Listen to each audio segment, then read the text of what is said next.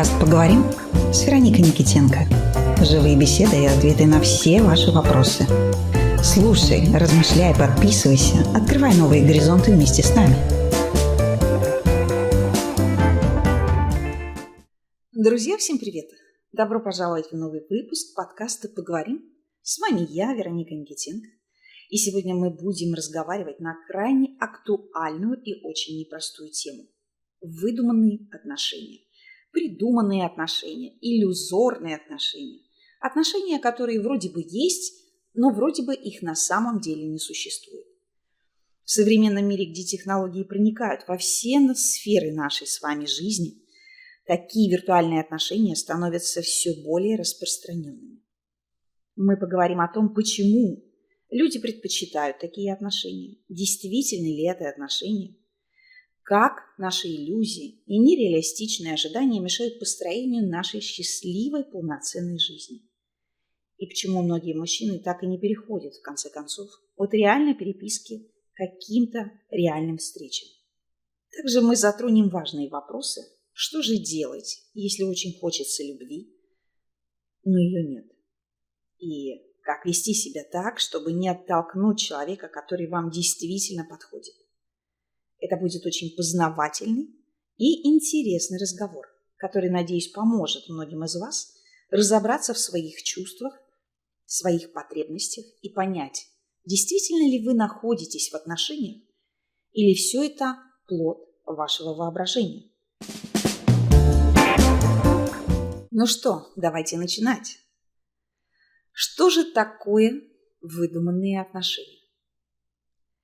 Они имеют, как правило, совершенно разные значения для мужчин и женщин.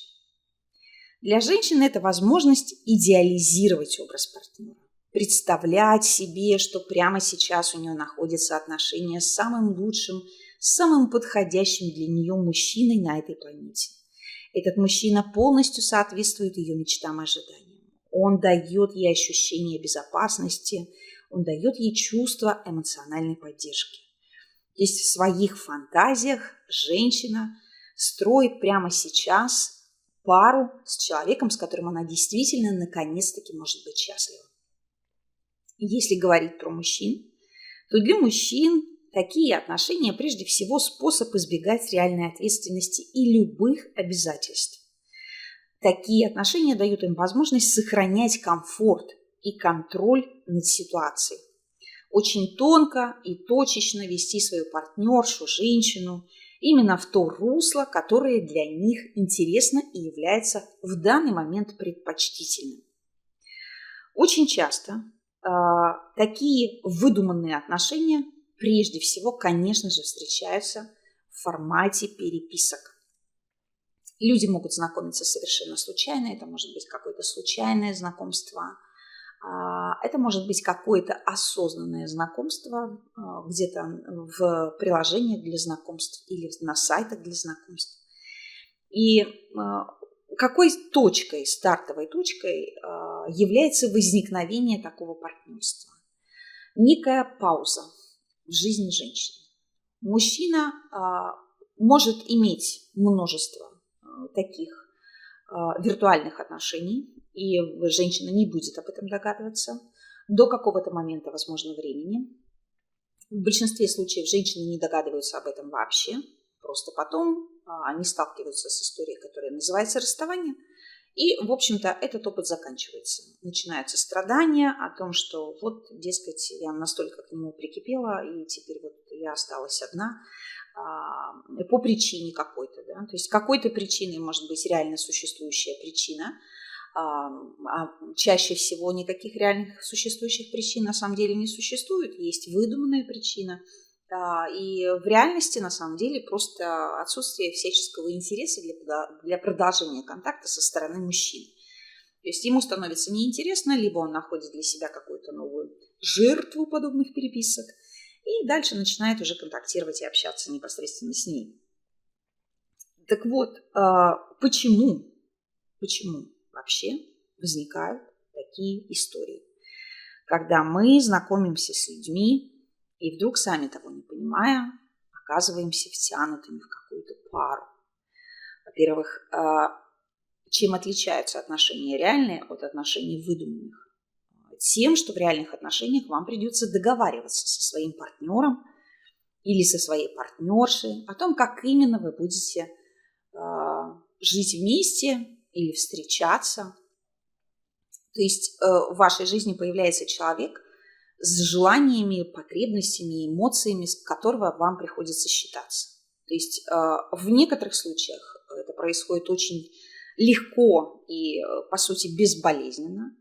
Но в тех случаях, если у вас есть какие-то сложности личного характера, или у вас был какой-то очень тяжелый, неприятный опыт отношений в прошлом, любая необходимость, может быть, уступать пальму первенства или отказываться от своих предпочтительных каких-то занятий, может быть достаточно неприятной и болезненной, вызывать негативные эмоции и различные другие какие-то чувства. Но в том случае, когда у вас есть виртуальные отношения, ведь вам не приходится этого делать. Да? Потому что все свое свободное время вы тратите ровно на то, что вам кажется интересным.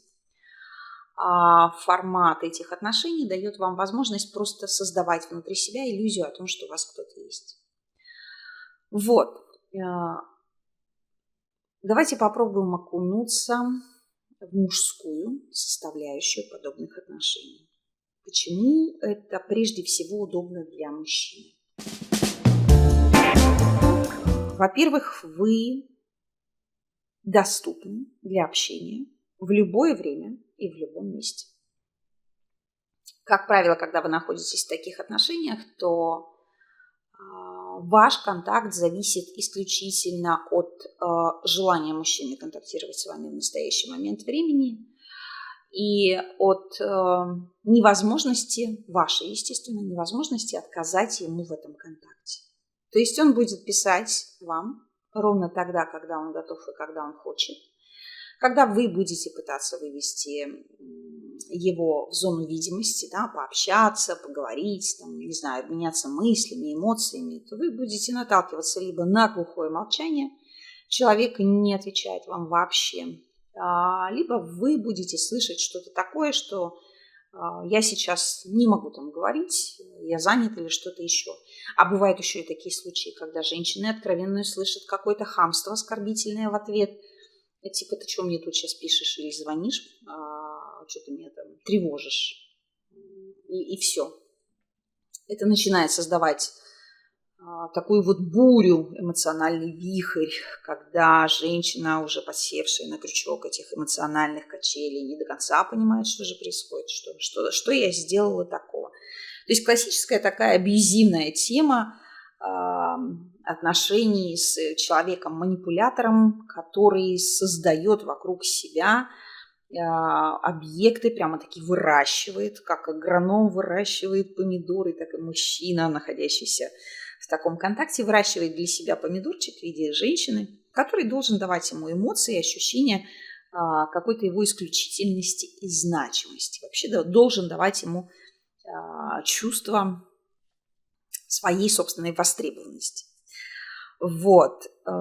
Значит, помимо удобства и доступности, важный очень фактор, это скорее, наверное, можно его отнести к фактору безопасности для мужчины, это анонимность. В таких отношениях человек на другой стороне вашего монитора остается абсолютно неизвестным для вас.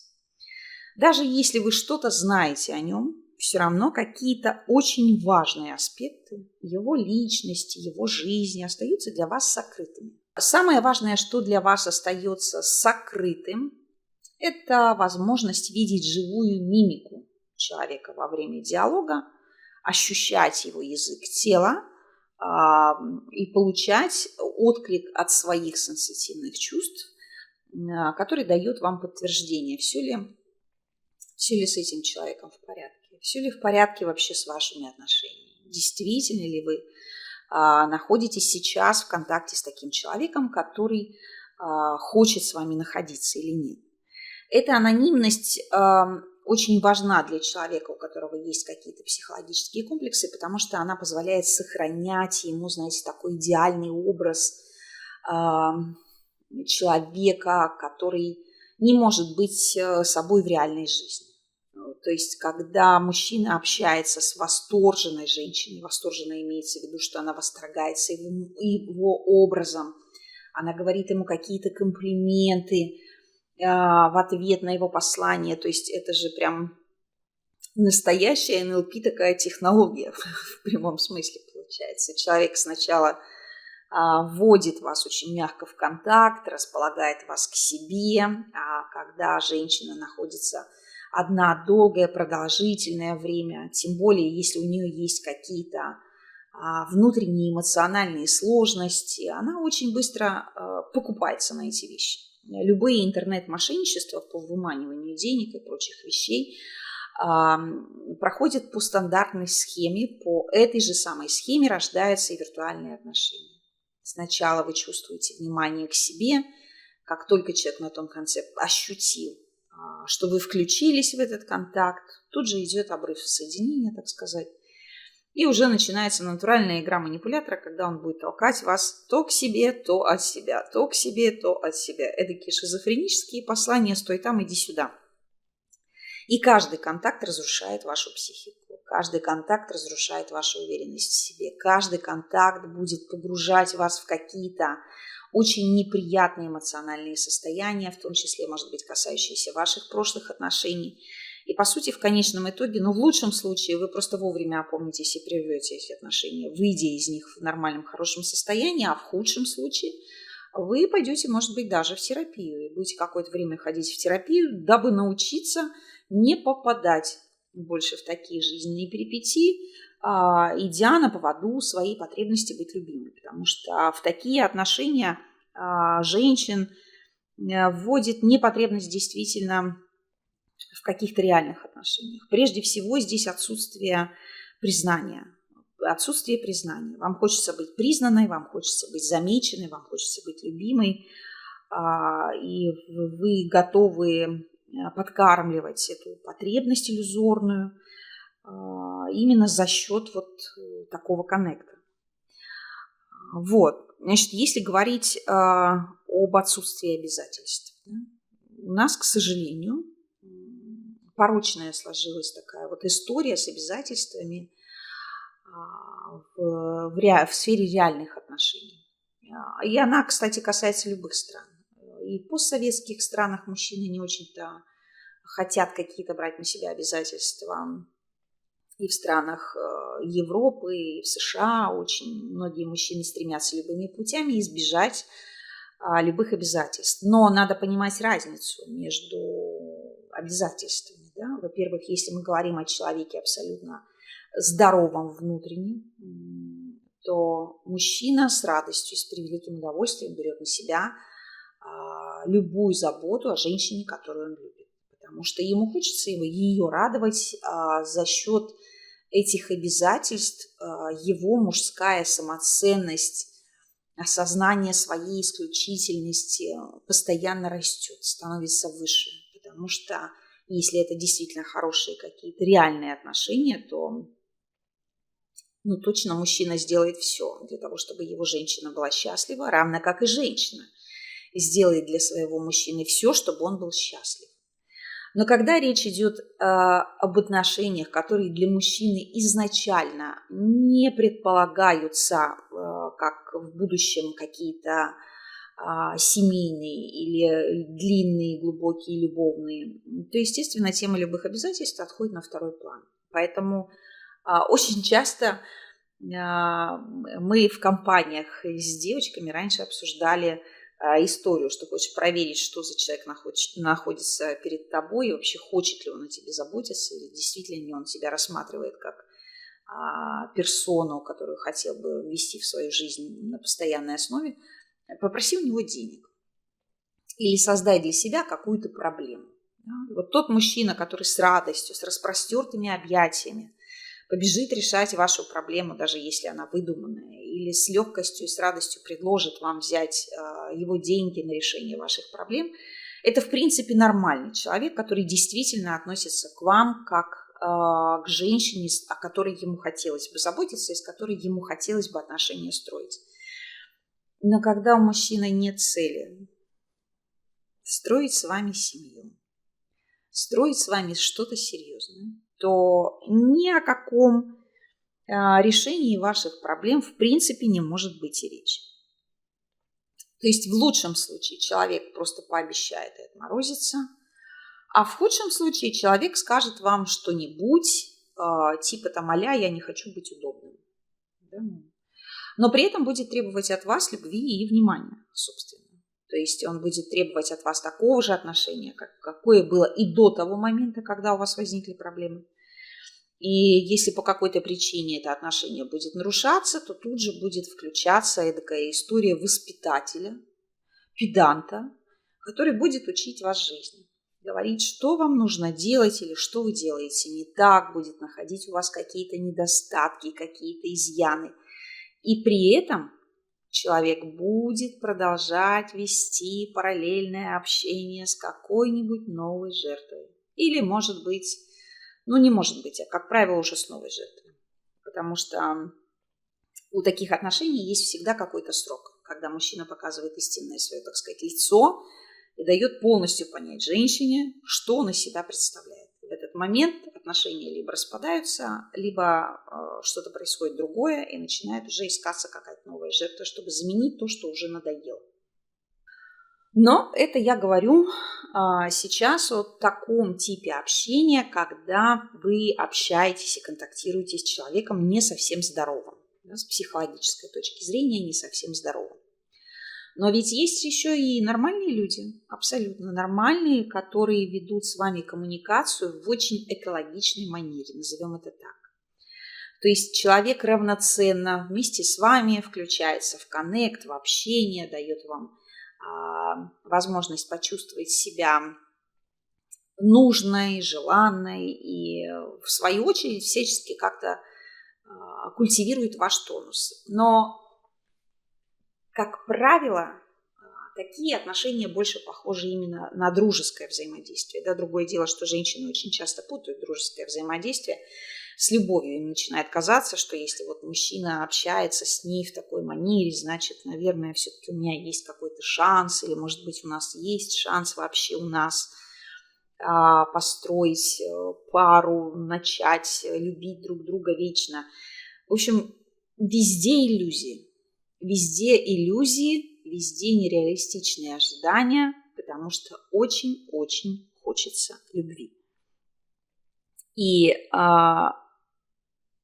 с одной стороны, классно, когда есть какой-то фантазийный момент, потому что все-таки ваше воображение действительно способно моделировать вашу реальность. Но когда оно свободное, когда оно не привязано к персонажу какого-то конкретного мужчины, или когда оно не привязано к персонажу какой-то конкретной женщины, а просто работает само по себе. И тогда, да, ваша фантазия способна в конечном итоге привести вас к тому человеку, который вас действительно полностью устроит, к человеку, с которым вы идеально можете совпасть во многих жизненных моментах. Но когда ваше воображение начинает дорисовывать образ человека, с которым вы контактируете прямо сейчас, то вы попадаете в ловушку своей собственной идеализации, которая потом очень сильно ударит вас.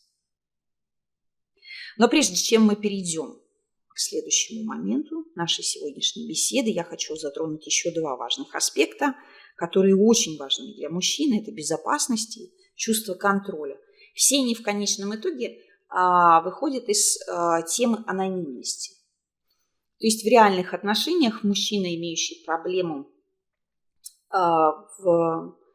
с женщинами, да, мужчина, имеющий проблемы в отношениях с женщинами, чувствует себя недооцененным, чувствует себя зачастую слабым. То есть особенно если у этого мужчины постоянно хронически не складываются отношения, тем более если они не складываются с мамой, причем очень долго, длительно, то этому человеку очень сильно хочется быть в безопасности, эмоциональной безопасности. И такое взаимодействие на дистанции дает возможность этому человеку избавиться от бесконечного страха быть израненным. Потому что чего уж там греха, как говорится, таить. Женщины могут ударить словом настолько сильно, что мама не горюй, как говорится.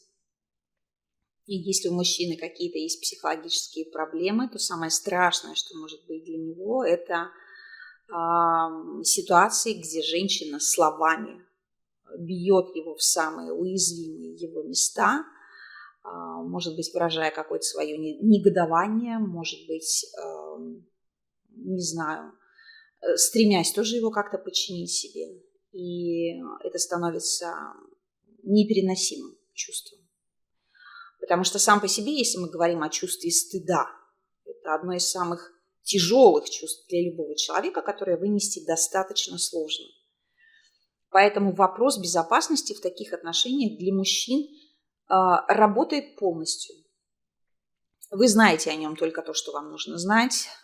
Вы не контактируете с ним в реальной жизни, а значит, если он делает что-то не так, как вы себе представляли, вы не можете сказать ему ничего оскорбительного. И вообще, в принципе, эта дистанция дает возможность ему сохранять свой идеальный образ, да, образ идеального меня. Потому что, по сути, мужчина на самом деле знает, какой он есть, что в нем не так, что в нем есть такого, что будет отвергнуто всеми женщинами без исключения или, может быть, большей частью. И поэтому эта дистанция, это расстояние сохраняет вот эту вот иллюзию для него самого прежде всего. Не то чтобы там для вас, а именно для него самого. В этом контакте он реализует ту часть себя, которую он не может реализовать в реальной жизни. Но при этом он имеет возможность вас контролировать полностью. То есть, скрывая свою уязвимость, он приобретает ту самую иллюзорную власть над женщиной, которой лишен в реальной жизни.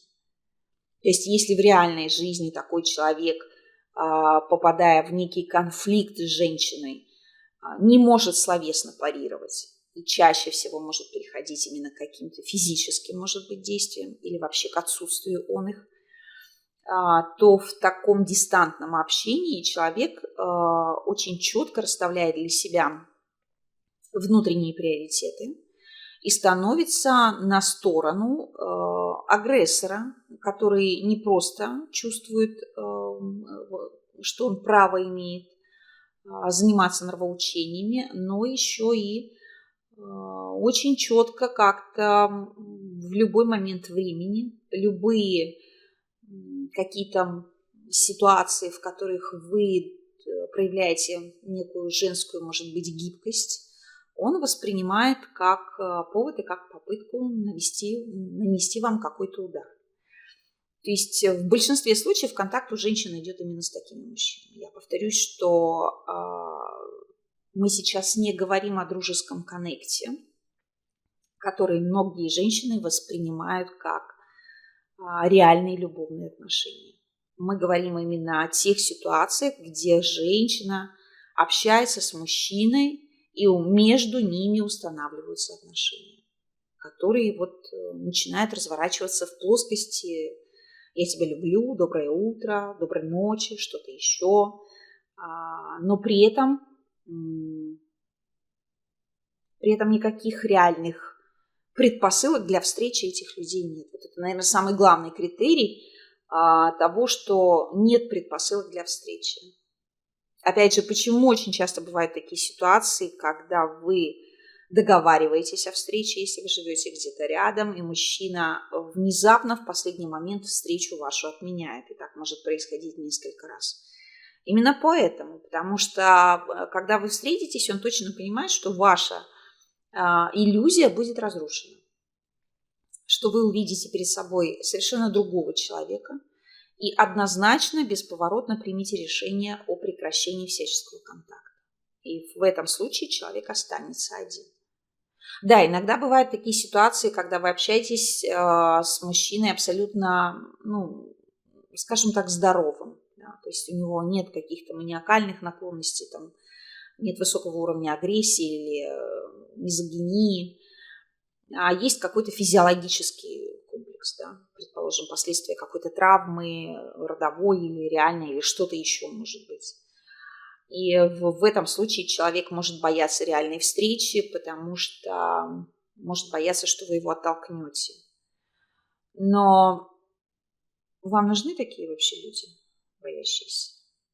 Я понимаю, что бывают разные ситуации, мы все очень уязвимы на самом деле, и все мы стремимся быть в безопасности. Но насколько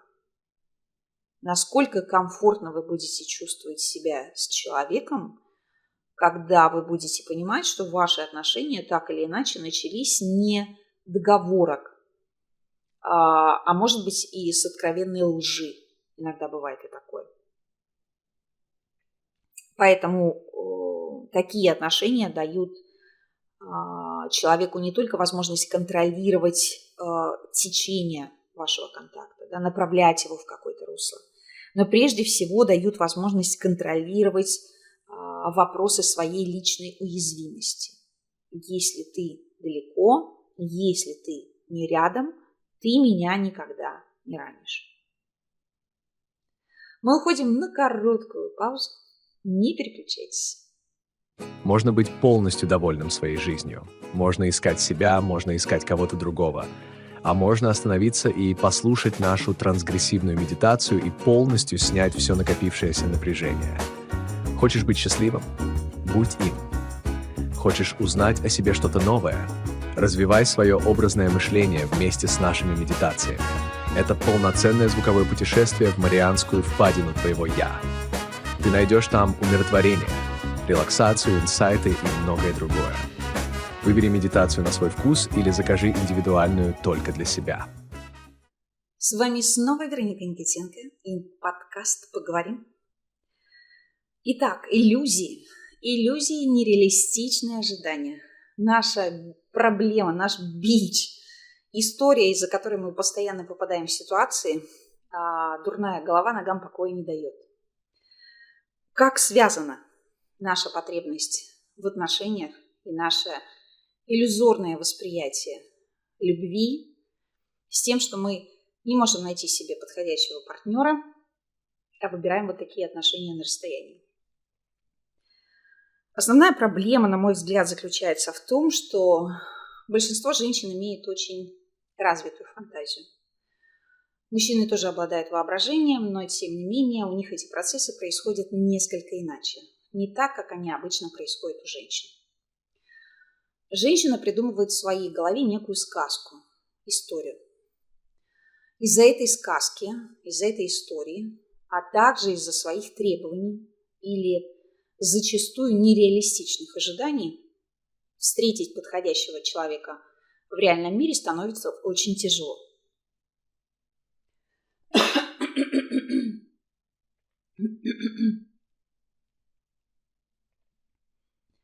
Всякий раз, когда вы знакомитесь с кем-то, вы можете разочаровываться в партнерах, потому что он не соответствует каким-то основным требованиям.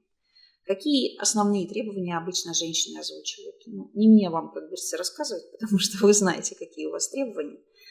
Но одно из главных моментов, это очень часто звучит такое слово «надежность». Мужчина должен быть надежным, мужчина должен быть ответственным.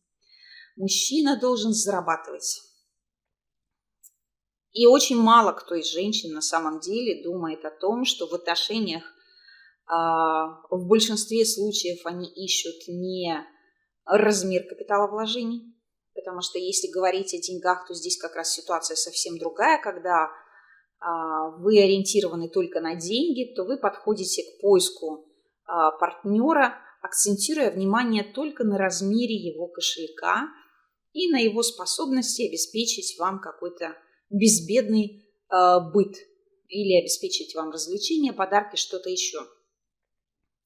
В таких случаях, как правило, тема любовной составляющей вообще в принципе отсутствует. Потому что женщина сразу говорит: мне никакая любовь не нужна, мне ничего не надо, дайте мне только денег и все. Но вот когда вы хотите, с одной стороны, денег, ну или чего-то другого, не знаю, поставьте вместо денег любое другое слово, и при этом вы еще хотите любви, то есть здесь возникают сложности, потому что мужчин, обладающих капиталами и готовыми к отношениям, тоже есть какие-то требования свои, определенные, зачастую специфические. И не каждая женщина к такому требованию подойдет. Да, безусловно, в жизни встречаются случаи, когда женщина встречает человека, и все у него в порядке, и с деньгами, и у них возникает действительно любовь, и очень хорошие отношения формируются, и потом наступает брак. Но в большинстве случаев это опять очередная иллюзия. Абсолютно. Поэтому, когда прелестная дама попадает в плен своих представлений о том, чего бы она хотела и что является для нее важным, когда, перепробовав 100 или там 1001 способ познакомиться с мужчиной, она не находит никого, кто подходил бы ее критериям, то в конечном итоге она разочаровывается в мужчинах, разочаровывается вообще в любви и становится легкой добычей для таких представителей мужского пола, которым нужна только вот эта виртуальная реальность, но никак не отношения. По сути, идеальный придуманный образ – это очень большая проблема. Почему? Потому что фантазии и жизнь – это все-таки разные вещи. Одно дело, когда вы представляете, кого бы вы хотели с точки зрения вопроса, как я хочу себя чувствовать в отношениях, да? То есть что для меня важно. И совсем другое дело, когда вы пытаетесь накинуть это одеяло ваших иллюзий на человека, с которым вы впервые контактируете в сети. Еще есть один очень важный фактор. Ну, на самом деле, это основной, конечно же, фактор. Это тема самооценки, самоценности, так называемой. Это все, что относится к теме самоуважения. Когда у женщины проблема с темой самоценности, она не может вовремя остановиться или остановить кого-то. Ей очень сложно сказать «нет». Ей очень сложно потребовать какого-то отношения к себе. Она молчит, она принимает какие-то требования другого человека, она выполняет требования другого человека, потому что в ее картине мира отсутствует вот такая модель отношений, где женщина представляет из себя совершенно самодостаточную личность, умеющую поставить точку вовремя, умеющую прекратить такой контакт, который ей не подходит. Потому что большинство женщин в мире все-таки воспитывается в некоторых таких патриархальных, назовем это, условиях, где главный критерий ценности женщины заключается в ее покладистости. То есть ты должна делать то, что тебе там говорит твой муж или твой мужчина. Ты не имеешь права голоса, ты не можешь хотеть чего-то для себя и так далее. То есть вариаций такого поведения, такого формата коммуникации очень много на самом деле. И в каждой стране, в каждом культурном коде они присутствуют в разных формах.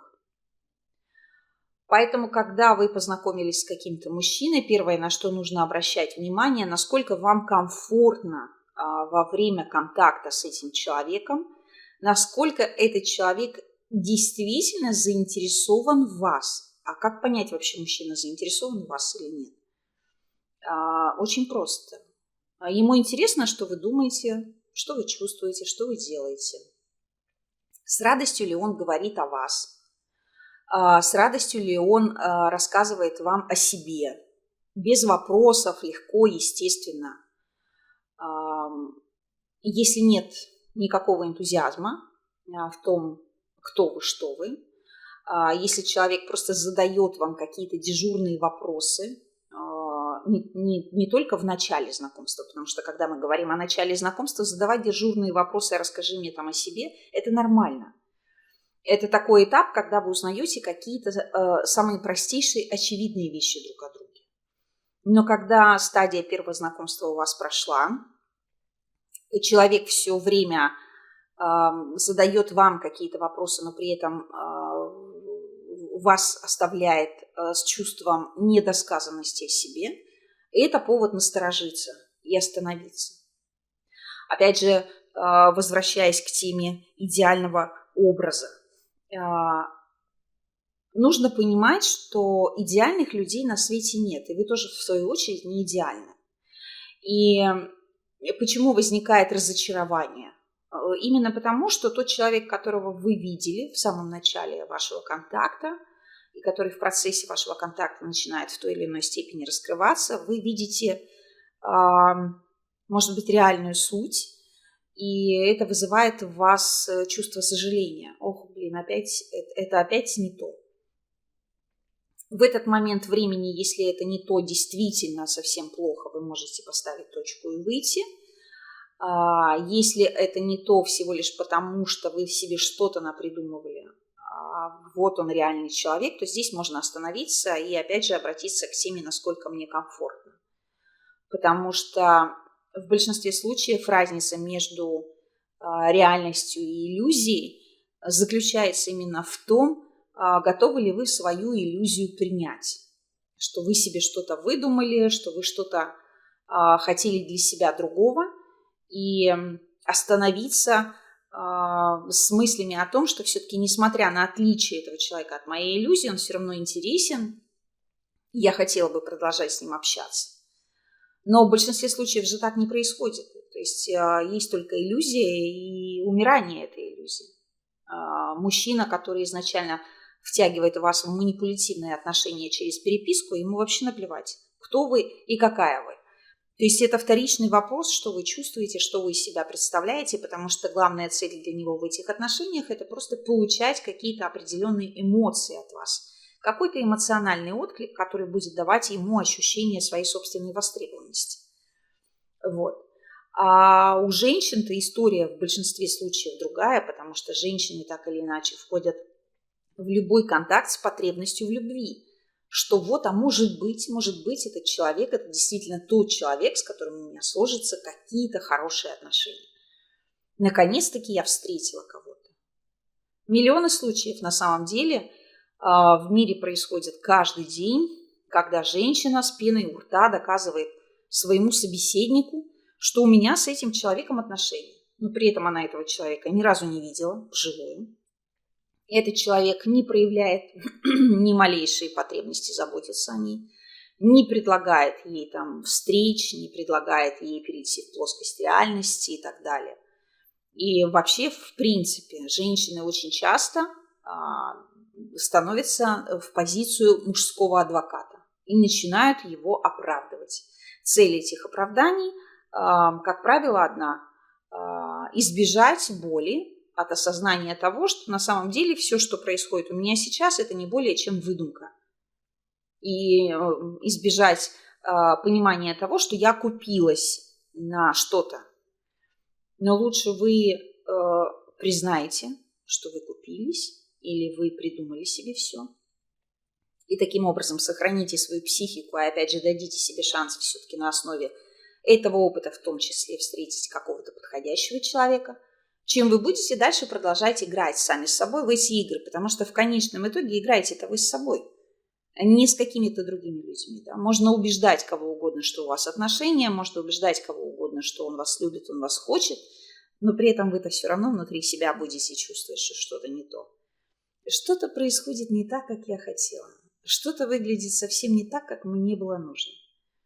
А здесь уже эмоции и ощущения будут гораздо болезненнее, чем если бы вы один раз, там, не знаю, пошли поплакали и забыли про эту историю и поняли, что больше так не будете поступать, потому что ничего хорошего там нет. Поэтому тема иллюзии и разочарования – это палочка такая вот, выручалочка для многих людей, с одной стороны. Потому что разочарование тоже, по сути, нас часто выручает. Они нас выручают вот как раз в том случае, когда мы понимаем, что здесь и здесь я принял какое-то неверное для себя решение, в будущем я делать так не буду, в будущем я буду подходить к этой ситуации с другой совершенно стороны. И таким образом вы себя страхуете на будущее, что больше действительно в вашей жизни не появится таких мужчин. Опять же, в плоскости личного взаимодействия, когда вы лично встречаетесь, чем чреваты эти иллюзии? Тем, что женщина представляет себе, что вот сейчас этот мужчина, который проявил к ней какую-то симпатию, который предложил ей встретиться, действительно с ней встретится и примет решение, не знаю, там, стать с ней партнером на всю жизнь, да, или предложить ей там руку и сердце. То есть вред иллюзии в том, что он и без того запутывает ваше уже запутанное сознание.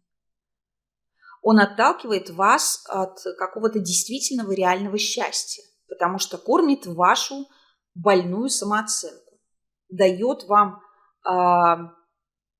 возможность поддерживать иллюзию о какой-то своей востребованности. Почему я говорю сейчас опять про самооценку? Потому что любая любовь, любые отношения начинаются прежде всего с любви к себе. Но любовь к себе – это не значит ходить по магазинам, ходить по косметологам, заниматься собой и так далее. Любовь к себе – это когда вам хочется отношений, но при этом абсолютно классно и комфортно жить с самой собой. Когда у вас всегда есть какие-то дела, когда у вас всегда есть какие-то интересы, когда вы стараетесь свою жизнь строить только вокруг своего собственного «я хочу», но при этом, естественно, уважительно относясь к другим людям. Понятное дело, что когда нам хочется отношений, мы периодически временами склонны к неким переживаниям о том, что, как было бы классно, если бы я сейчас была не одна или был не один. Или как было бы классно, вот если бы сейчас я с кем-то познакомилась или познакомилась, у нас что-то получилось. Ну, то есть временами тосковать по отношениям в их отсутствие – это нормально для человеческой психики, для человека, который искренне заинтересован в теплых гармоничных отношениях. Но что делает женщина, которой дискомфортно находиться с самой собой? Она как раз и живет в придуманной собой иллюзии. Она транслирует через свое поведение, через свои слова вот эту потребность в мужчине. По сути, становится очень легкой добычей для человека, который хочет получить от нее только какой-то эмоциональный отклик. Находясь в таком состоянии, женщина абсолютно нивелирует свои собственные потребности, свои собственные желания. Она готова делать все для мужчины, лишь бы доказать ему, не показать, а именно доказать ему и прежде всего доказать самой себе, что она чего-то в этой жизни стоит. То есть вообще, когда мы говорим о теме созависимых так называемых отношений, такой вот клише-комплекс, который выглядит в том, что ты пренебрегаешь собой, ты полностью отдаешься, вернее, даже не так, ты полностью приносишь себя в жертву ради эмоционального удовлетворения другого человека. Ты себя вроде бы как не видишь в жизни самого, то есть настолько тебе дискомфортно. Ну, то есть это примерно похоже. Любые, как мне кажется, отношения, которые психологи называют созависимыми, похожи именно на историю ребенка, который ищет бессознательно взрослого человека, на которого он может опереться, переложить на него какие-то свои, не знаю, обязательства, вообще переложить на него ответственность за свою жизнь. Перестать бороться, опять стать маленьким, о котором кто-то заботится, а я буду просто жить. Ты просто будь со мной рядом, заботься обо мне, я тебя буду любить, я тебя буду ценить, я тебе все дам, что ты хочешь, но только избавь меня от необходимости сталкиваться с этим холодным миром и так далее. Вот в этом основная проблема, почему вообще в принципе женщины попадают на крючок таких отношений и в лапы таких мужчин. Причем, если мы говорим об абьюзивных реальных отношениях, где мужчина может быть не физический агрессор, а психологический агрессор, это та же самая причина. Но психологической агрессией, кстати, занимаются не только мужчины, но еще занимаются и женщины. И, к сожалению, очень часто бывают случаи, когда главный агрессор по отношению к ребенку – это как раз-таки мама, а не папа. Очень часто женщины, оказавшись в состоянии проживания драмы после развода, переносят на ребенка всю свою агрессию к бывшему мужу. Ты такой же, как твой папаша, ты такая же, как твой папаша, или что-то еще в таком роде. То есть такой вот замкнутый цикл рождения и воспитания людей, изначально построенных на травматичном восприятии мира. Многие, кстати, критикуют фильмы о любви, потому что говорят, что якобы фильмы рисуют нереалистичные образы партнеров. Но, на мой взгляд, это не так.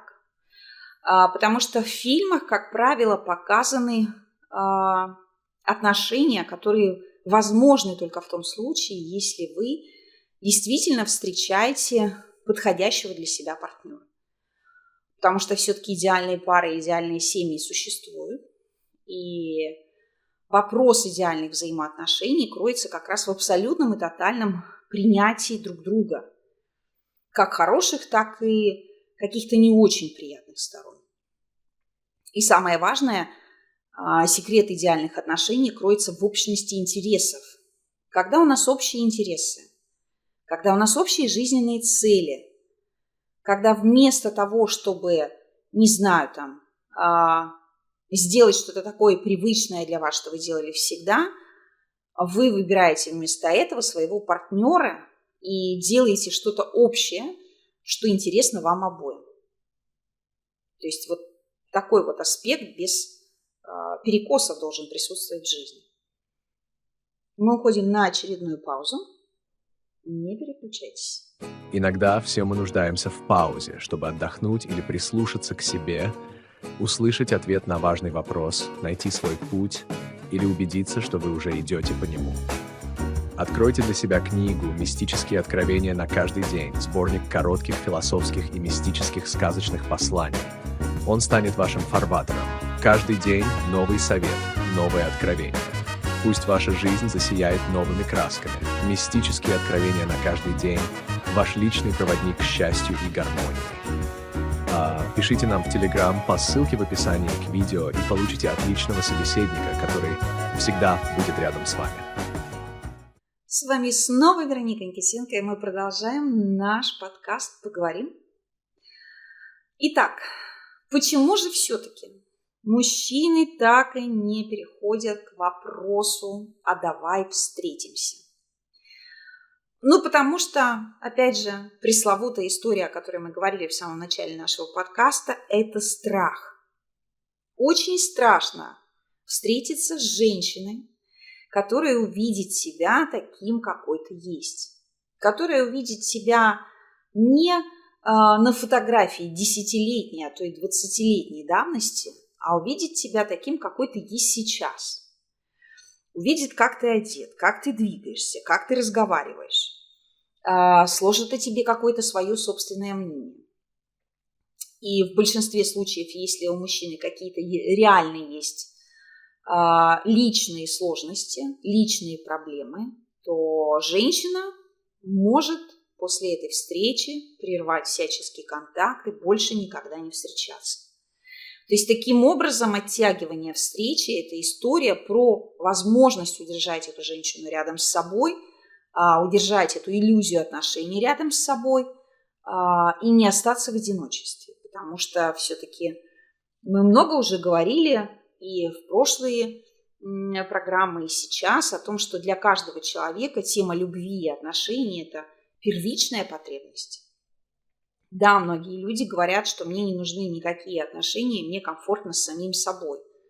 На каком-то этапе жизни человека это действительно бывает, но всегда хочется, чтобы рядом был кто-то, с кем ты можешь поделиться своими эмоциями, своими мыслями, обсудить какие-то важные для тебя вопросы.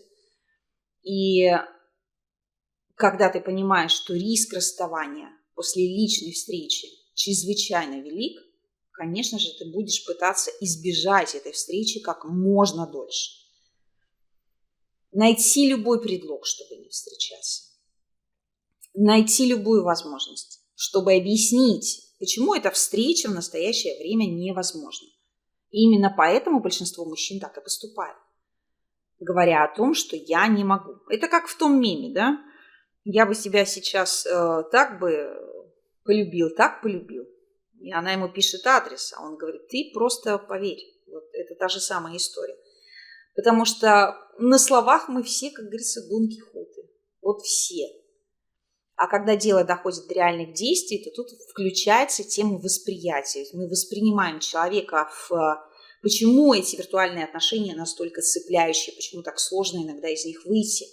Потому что в этот момент, когда вы контактируете друг с другом, вы общаетесь не с другим человеком. Вы общаетесь прежде всего с собой. Вы интерпретируете слова человека сквозь призму своего идеального образа. Поэтому он кажется вам настолько воздушным, настолько прекрасным. И единственный способ уберечь себя от потрясений – это просто общаться с человеком, пытаясь понять, кто перед вами. Постоянно контролировать, что вы чувствуете, что вы думаете, что вы навешиваете своего на этого человека, отходить от этого и видеть истинную суть того, что написано там. И, может быть, уточнять какие-то детали. А лучше всего, если вы будете общаться голосом хотя бы. И это даст вам уже гораздо больше возможностей увидеть, кто перед вами. И меньше времени у вас найдет на то, чтобы принять для себя решение все-таки, в чем вы находитесь. В каком-то контакте, который потенциально может привести вас к отношениям или нет. И вот здесь, кстати, кроется самый важный подвох. Если вы предлагаете мужчине созваниваться, и мужчина отказывается от этого, то это как раз-таки и говорит о том, что у него нет потребности, цели и желания с вами общаться в реальной жизни. Что у него есть только потребность в том, чтобы вы просто были. Потому что когда вы есть друг у друга, у каждого из вас возникает чувство удовлетворенности. Ну, где-то там у меня есть кто-то, вроде как я с этим человеком в отношениях, может быть, думает женщина, да, мужчина не думает про отношения, он думает просто о том, что у меня есть кто-то, с кем я могу в любой момент поговорить. Но до реального контакта дело так и не доходит, именно потому что я не хочу на самом деле ничего в реальности. Я не собираюсь с тобой встречаться. Тем не менее, опять же, бывают такие случаи, когда мужчина не хочет встречаться с вами, потому что он говорит вам какие-то конкретные причины, да, там, что я не планирую вступать в серьезные отношения, мне комфортно так, или там я выгляжу как-то иначе, тебе не понравится, или что-то еще. Все это надо воспринимать буквально, не как мужскую игру, где женщина сразу начинает превращаться в такую добрую, понимающую, поддерживающую, и говорит, ну что ты, ничего страшного, не переживай, все будет хорошо. Ну, то есть здесь вот в таких фразах тоже проявляется сразу ваша самоценность и уважение к самой себе. То есть если вы начинаете уговаривать мужчину, то получается, вы вроде как соглашаетесь сразу изначально на то, что этот человек точно не будет таким, каким вы его видите, и вы готовы его принять. До какого-то этапа в жизни каждого человека подобные заблуждения являются абсолютно допустимыми, потому что всем нам нужно время, прежде чем мы вырастем, станем осознанными, дойдем до чего-то и так далее. В какой-то момент времени это уже становится большой глобальной проблемой. потому что лишает женщину, и в том числе мужчину, такие мужчины тоже есть, реального шанса встретить свою любовь. Вот такая вот история. Ну и в конце нашей беседы давайте обсудим некоторые моменты, что же делать, если очень хочется любви, но никак эту любовь не получается встретить. Здесь я прежде всего перейду опять же к теме, которую я уже упоминала, это любовь к самому себе. Любовь к самому себе – это когда вы ведете вполне активный социальный образ жизни, не зацикливаясь на вопросах, есть у вас отношения или нет. Я повторюсь, вы можете иногда испытывать тоску по любви. Мне хотелось бы, чтобы у меня кто-то был. Как было бы классно, если бы у меня кто-то был. Но при этом вы отводите этому какое-то время. Не знаю, там один вечер потасковали, поностальгировали по своей мечте, а дальше жизнь у вас идет своим чередом. Если это превращается в какую-то уже навязчивую такую идею, то там, конечно, ни о какой любви к себе речи нет. И вот вопрос любви к себе в чем заключается? В теме самодостаточности. Насколько вы склонны зависеть от других людей? Если вам сложно самостоятельно, не знаю, там, ходить куда-то гулять, ходить в театр, там, что-то делать еще, если вы постоянно ищете какую-то компанию для себя, если вам сложно находиться в незнакомом обществе постоянно, не то чтобы там в первые секунды, да, люди склонны испытывать некоторое, может быть, стеснение, некоторую такую растерянность или что-то еще, это нормально. Но если это превращается в постоянное такое действие, то здесь как раз главный первый признак в том, что, возможно, вы чувствуете себя неуверенно именно потому, что что-то надо немножечко допилить напильником внутри себя, как-то поработать с уверенностью, с самовосприятием, с самоценностью, может быть, со страхом критики, со страхом отвержения, с чем-то еще. То есть, может быть, не знаю, воспользоваться коучингом, терапией, какими-то другими техниками. Потому что здоровые отношения могут притянуться только к здоровому человеку. Человек, у которого есть какие-то личные проблемы, не может притянуть к себе здоровое отношение. Потому что внутри него восприятие этого здорового отношения изначально искажено. Поэтому, когда вам хочется любви, но у вас ее нет, самое лучшее, что вы можете сделать для себя, это перестать видеть в каждом встреченном вами человека потенциального партнера для вас.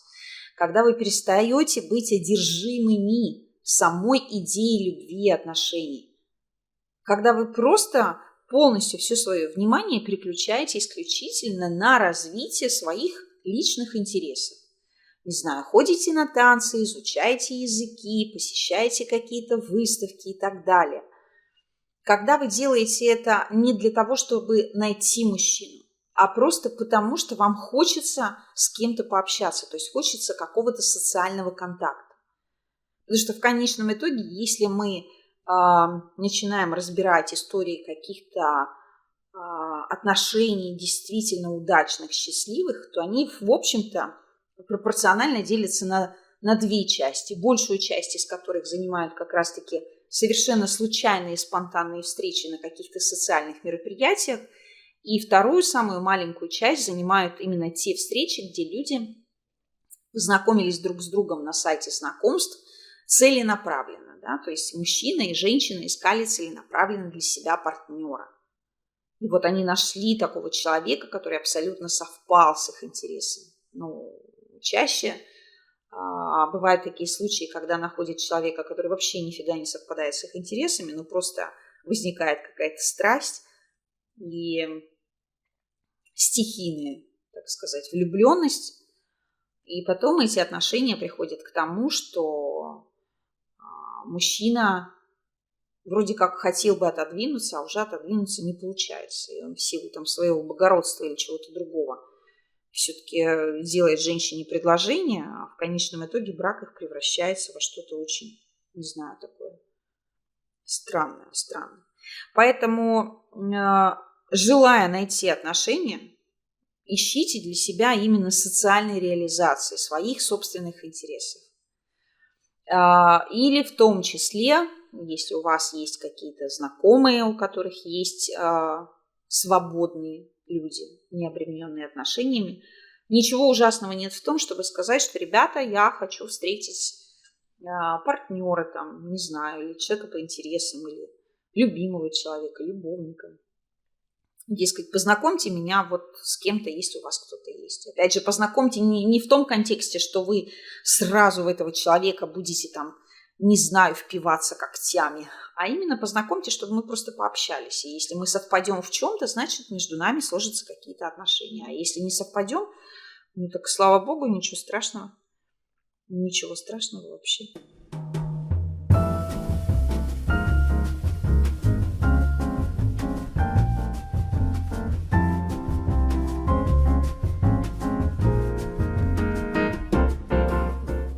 И вот оно состоялось знакомство. Да? Что делает большинство женщин, как правило?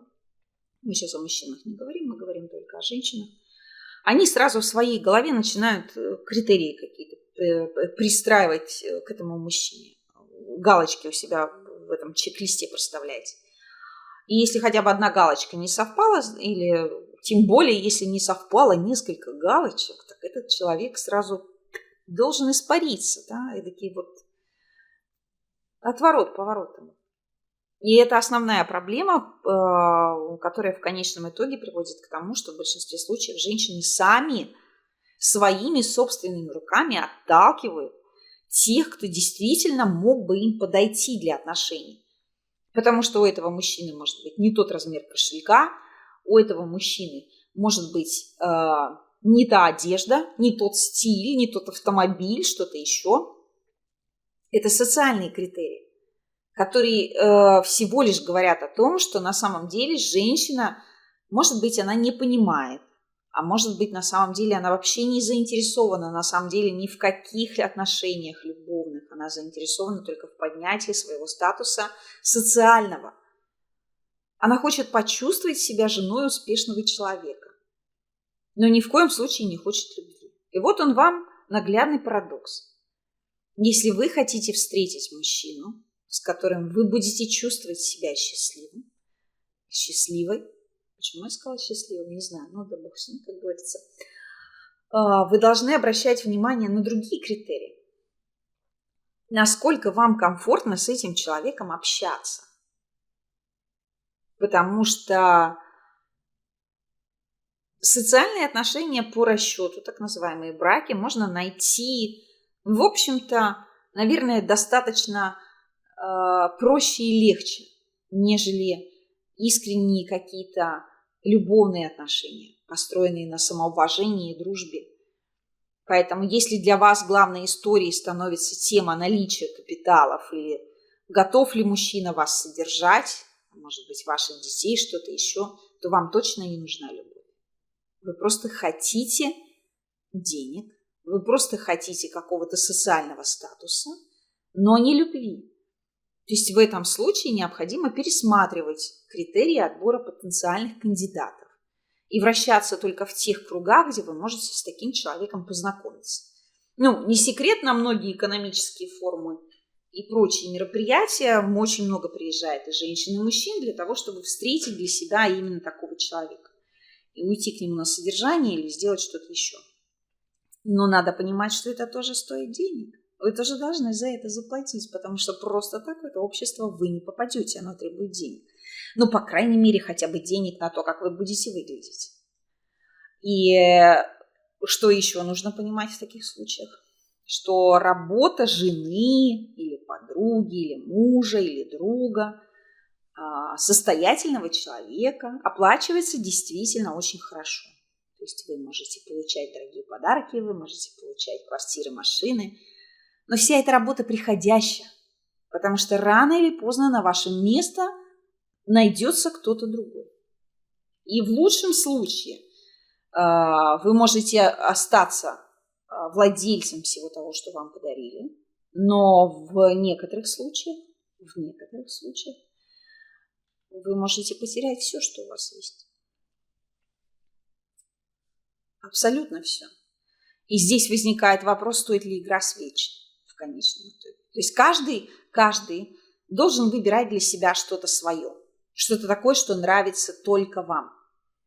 Ни в коем случае критерии, предпочтения других людей не должны становиться для вас ориентиром, потому что в конечном итоге вы живете свою жизнь, не чью-то. Отталкивайтесь от своих приоритетов. Разберитесь с тем, чего вы хотите. Иногда женщине достаточно убрать из списка своих требований к мужчине сумму дохода ежемесячную, а поставить вместо суммы дохода фразу «я хочу, чтобы этот человек умел зарабатывать». Вообще, в принципе, умел, хотел зарабатывать. И все меняется. Потому что очень много есть мужчин, живущих без партнерши и не реализующим полностью свою мотивацию исключительно только вот по причине «нафига мне все это одному? Я не хочу, чтобы у меня все это было, пока я один». И как только у такого человека появляется женщина, все меняется. Он полностью раскрывается с профессиональной точки зрения, у него появляются какие-то цели, у него появляется желание, стремление. Но вообще главная история, опять же, требований – это одинаковый потолок притязаний. То есть вы должны искать человека, который хочет того же, чего хотите вы, не только с точки зрения, не знаю, там, музыки, путешествий, чего-то еще, а именно с точки зрения размера денег. То есть если вы хотите денег больше, и вы встречаете классного мужчину, у которого меньше потолок притязаний финансовый, то либо вы абсолютно смиряетесь внутренне с тем, что зарабатывать деньги будете вы сами, и соглашаетесь на отношения с таким человеком, либо отказываетесь сразу от этого и продолжаете искать другого. Ну, то есть, если вы эту модель примените ко всем остальным вещам, то шансы на встречу подходящего для вас партнера увеличатся 100-кратно. Ну и в конце дам, наверное, не очень приятную ремарку, но которая имеет место быть. К сожалению, в странах постсоветского пространства, я уже говорила об этом, возраст женщины на брачном рынке ограничен. Но в Европе, вообще в принципе на Западе, нет такого критерия. Возрастные критерии отсутствуют. Поэтому, может быть, как раз для вас самым подходящим способом будет начать поиск потенциального партнера с изучения какого-то иностранного языка и поиска своего идеала за пределами вашей страны проживания. И там, я уверяю вас, вы можете найти очень много достойных кандидатов в партнеры, в любовники или в мужья. Но опять же, это кому как повезет. Потому что, что ни говори, все-таки любовь – это лотерея. Не все люди могут встретить свою любовь, и к этому тоже нужно быть готовым. Всегда нужно быть готовым к тому, что, может быть, я никогда не смогу встретить человека, который бы смог любить меня так, как могу любить я сама. И когда у вас внутри происходит смирение, у вас появляется шанс на встречу, потому что вы больше перестаете находиться в состоянии одержимости, вы не думаете о том, когда же случится эта встреча. Вы не тратите свое время на пустые интернет-переписки, бессмысленные и беспощадные, а фиксируйте внимание только на том, что у вас есть сейчас. Вот таким получился у нас сегодня подкаст. Спасибо, что провели этот час со мной. Делитесь в комментариях своими мыслями. И помните о том, что мир многообразен. Свою любовь может встретить каждый человек. И от любой иллюзии любви, которая может возникать в вашей жизни через контакт с другим человеком, нужно уходить как можно дальше. Не вступать в отношения, которые не имеют под собой никакой перспективы. не тратить свое время на эти игры, а помнить о том, что ваше время ограничено, потому что жизнь, к сожалению, не стоит на месте, а тихонечко катится вперед. Подписывайтесь на наш подкаст, чтобы не пропустить новые выпуски. Делитесь своими мыслями и впечатлениями в комментариях. А с вами была Вероника Никитенко. До новых встреч в подкасте. Поговорим. Желаю вам любви, гармонии в жизни. Пока-пока и до новых встреч.